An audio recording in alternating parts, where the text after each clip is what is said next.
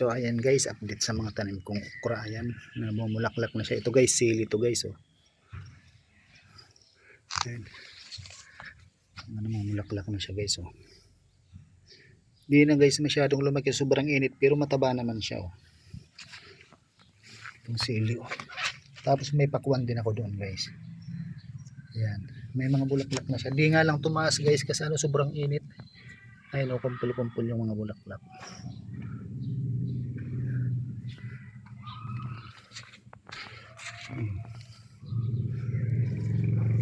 Yan ang epekto ng sobrang init guys. Oh.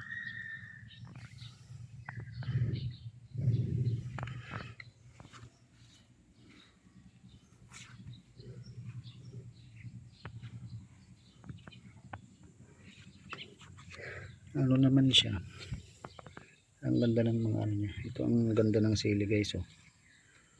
Dito nakatanim dati yung sili kung ano. So ayun na muna guys, thank you for watching, bye bye.